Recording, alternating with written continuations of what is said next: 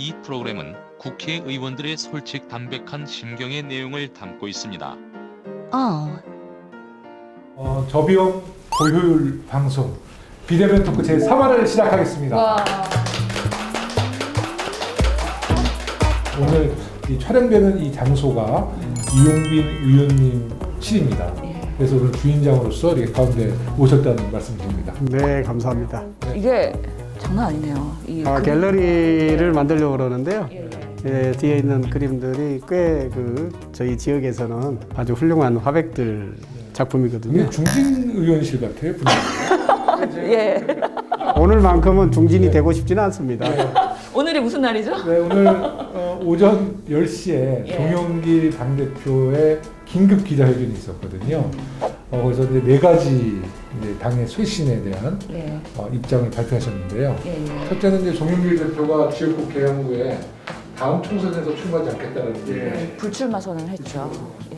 종로랑 안성, 청주 이 세 곳을 무공천을 그리고 윤리특위를 빨리 열어서 문제가 되는 의원님들에 대해서 결단을 하겠다. 2030 당을 만들겠다. 30%로 예. 공천하겠다. 저는 이제 초선 의원인데 예. 괜히 586이어가지고 또 중진 의원 같다는 소리 들으니까 가슴이 철렁하더라고요. 이 방 분위기는 완전히 중진 의원들 맞는 것 같아요. 결단이 죄송합니다. 제가 더 용태 이상의 노력을 하겠다는 약속을 드리겠습니다. 그러면 재선인 저는 뭐라고 얘기를 해요? 오늘 기자회견 소식을 언제 들으셨어요? 저는 오늘 오전에 들었습니다. 오전 몇 시? 8시 45분 정도. 제가 8시 30분에 들었습니다. 이것은 언제 알았냐가 중요해요. 8시 45분 정도. 제가 8시 30분에 들었습니다. 언제 하셨죠? 언제 하셨죠? 사실은 어제 대표님이 저한테 전화를 주셨어요. 내일 기자회견한다 그러셔요. 예. 기자회견이 늘상 하셨으니까 그러고 전화를 끊었죠. 내용에 예. 대해서 말씀. 네, 내용을 말씀 안 하셔서 예. 평소에 송 대표님이 기자회견 할 때 이렇게 미리미리 언지를 주셨어요? 그동안? 아니요. 그래서 저도 좀 이상하게 느꼈죠. 뭔가 있구나. 그 뒤로 기자들한테서 전화가 엄청나게 오더라고요. 그 전에 이제 기자가 한 분이 오늘 뭐 기자회견이 있냐고 그래서 없다고 저는 틀려서 얘기했고, 송 대표가 그런 얘기를 한 번도 안 하셨기 때문에 저는 계속 부인을 했어요. 뭔가 이상한 기운이 기자들한테는 감지가 된 거네요. 뭔가 이제 그 대표 기자회견 문 딱 봤는데 굉장히 충격을 받았죠. 내용이 충격이 아니라 제가 모르고 있었다는 게 굉장히 충격적이었어요. 그래서 하여튼 국민께서 바라보시기에 송영길 대표의 결단은 이제 우리 당의 쇄신에 대한 의지를 명확히 보이신 거잖아요. 대표로서는 던질 수 있는 거 다 던지신 것 같아서 이런 마음이 우리 국민들에게 진심이 잘 전달됐으면 좋겠습니다. 네, 계속해서 변화 쇄신의 모습을 보여드리는 민주당이 되도록 노력하겠습니다. 이재명 후보에 대해서 각 의원님들에게 한번 여쭤보고 싶어요. 야, 이분이 굉장히 뻣뻣한 분이구나. 아자 하려고 시도를 했다가 이거 꼭 편집해 주세요. 날려서야 됩니다. 어떻습니까? 이재명 후보를 정말 가까이서 볼 때 좀 국민들에게 좀 하실 말씀 있지 않아요? 우선 후보님은 현장형 후보다라는 얘기를 많이 하시잖아요. 그만큼 현장에 가서 사람들과 스킨십을 했을 때 그 매력이 뿜뿜 발산됩니다. 사람 이게 피켓 들고 계시는 분들이 많거든요. 1인 시위하거나 억울함 해소해 주세요. 이렇게 하시는 분들이 항상 병원이나 어디서나 피해자들이 이렇게 계세요. 근데 참 정치인으로서 이런 분들을 외면하고 가기도 불편하고 그렇다고 민원을 해소할 수도 없는 여러 가지 그런 복잡한 신경이 있음에도 불구하고 이재명 후보께서는 항상 이분들부터 손 내밀어서 민원 이야기 들으시고 그다음에 서류 받으시고 그러면서 따뜻하게 그분들부터 맞이한다. 어느 현장에 갈 때. 너무 좋네요. 예, 정말 그 정치인으로서 그리고 행정가였었기 때문에 이런 현장의 어려움들을 해소하려는 강력한 의지가 저희 그런 후배 정치인들한테는 상당히 귀감이 되는 부분이죠. 그러니까 제가 초선 국회의원 때 행안위 국회의원이었잖아요. 경기도 국정감사를 2년 했는데 그때 경기도지사셨기 때문에 제가 이재명 지사가 그때 인상이 남는 거는 아무리 같은 당 소속이라도 국감위원들이 오면 조금 이렇게 좀 립서비스도 하고 좀 친절하거든요. 근데 전혀 잘 보이려고 하지 않고 속으로는 야, 저분이 굉장히 뻣뻣한 분이구나 이런 생각을 좀 했는데 이재명 지사가 공무원들 대하는 거와 또 우리 일반 경기도민들 대하는 거 보니까 완전 굽실굽실하는 거예요.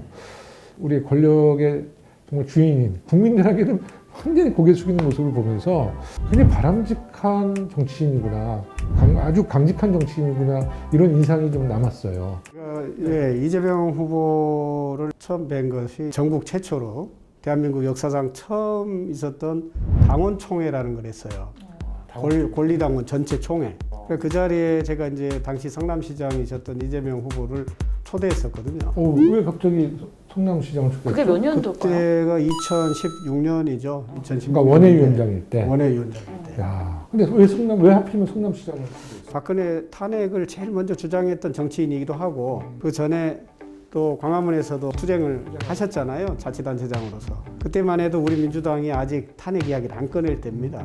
그래서 제가 성남시장님을 모시고 와서 총회를 하고 그 총회에서 박근혜 탄핵을 결의를 한 거죠. 첫 번째. 그렇죠.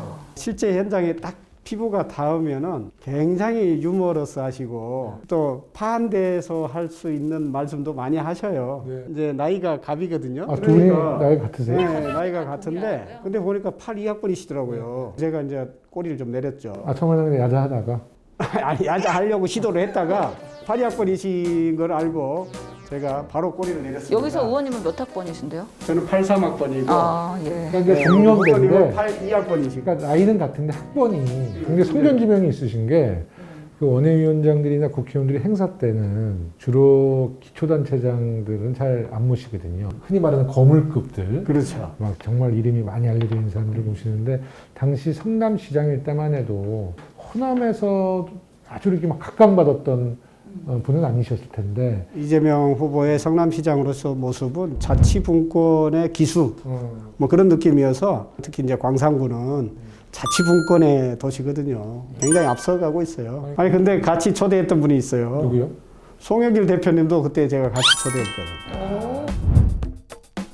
제목을 김건희는 물러가라라고 써야겠다.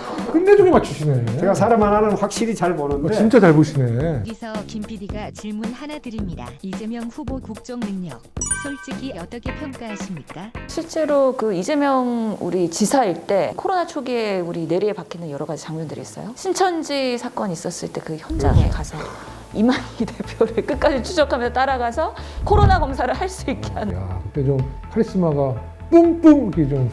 우리 예전에 코로나 행정 발동을 했을 때 유흥업소들 불법으로 지하에서 몰래 하고 있을 때 현장형 행보를 가셨잖아요. 문 따고 들어갔고 이런 문제가 있는 여러 곳에 국민들한테 경종을 알릴 수 있는 그런 행동을 보여주셨기 때문에 상당히 능력이 있고 뭔가 실천하는 모습을 보였다라는 생각이 듭니다. 항상 이 전염병에는 과도하게 방역을 해도 상관없다 뭐 이런 얘기가 있잖아요. 코로나 초반에는 더더욱 그런 것들이 필요했죠. 예. 하여튼 뭐 행정을 하는 데 있어서는 늘 우선순위가 있는 건데 그 우선순위의 맨 위에가 국민의 생명 안전이거든요. 그것을 지키는 것이 공직자의 역할이기 때문에 이재명 후보께서는 늘 좀 과감하게 그런 우선순위에 따라서 철칙을 지키신 것 같아요. 그 시민운동가로서 가장 중요한 활동사항이 이제 성남의료원 설립과 관련된 조례를 만들어낸 거잖아요. 그렇죠. 사실 여기 이제 보시면은 국가 공동체 주치라는 표현을 제가 했는데 정치인이 결국은 공동체 주치이다 저는 그렇게 생각하거든요. 그런 점에서 보면은 이재명 후보야말로 정말 큰 의사가 되고자 하신 분이다라는 생각이 들어요. 성남의료원이 가지고 있는 역할이 대단히 크거든요. 감염병 전문 병원으로 지금 역할을 하고 있는 거잖아요. 코로나 전담 병원으로서요. 코로나 전담 병원. 굉장히 많은 분들이 감사하고 있어요. 이재명 후보가 1, 2주 동안에 보였던 행보는 정책 중심의 매우 안정적인 행보였거든요. 근데 최근에 그 윤석열 후보 쪽은 김건희의 녹취록이 공개되면서 악재가 계속 터지고 있거든요. 근데 윤석열 후보가 반등을 하고 있다는 거예요.